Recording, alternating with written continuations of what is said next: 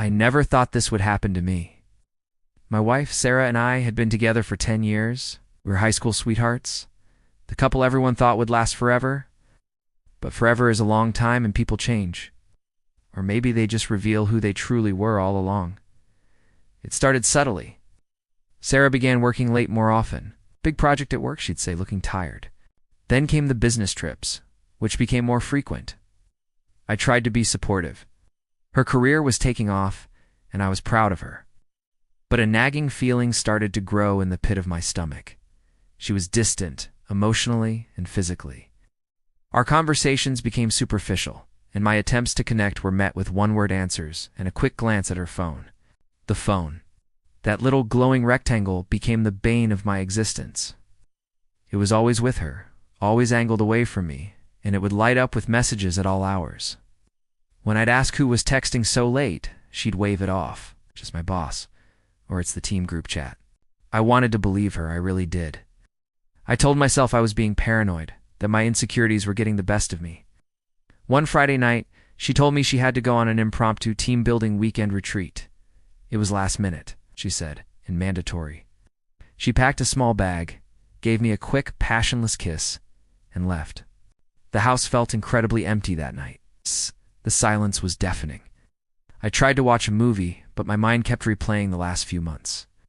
The late nights, the secret texts, the emotional distance. It was all adding up to a conclusion I was terrified to face.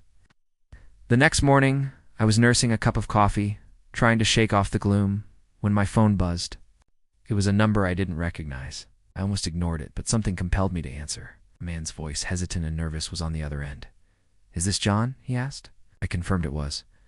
He took a deep breath and said the words that shattered my world. "My name is Mark. I think my wife is having an affair with your wife, Sarah." I was speechless. Time seemed to stop. He went on to explain that his wife, Emily, was also on a business trip this weekend. He'd become suspicious and used a GPS tracker on their shared car.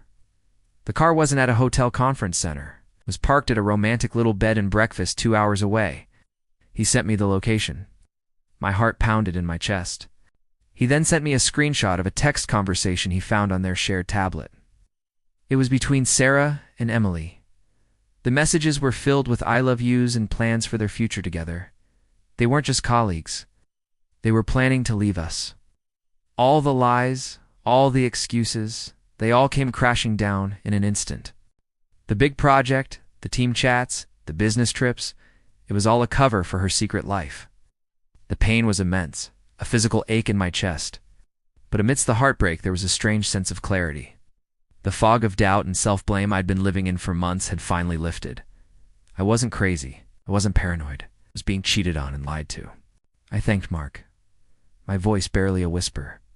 We were two strangers, connected by the ultimate betrayal. I spent the rest of the day in a daze, packing Sarah's things. When she came home on Sunday, beaming and talking about how boring the retreat was, she found her bags waiting by the door. The look on her face when I told her I knew everything was something I'll never forget. The lies had finally collapsed. It's a long road ahead, but for the first time in a long time, I'm walking toward the truth. Thanks for listening to my story. It's important to share, to know you're not alone. But don't forget to like and subscribe for more real-life stories.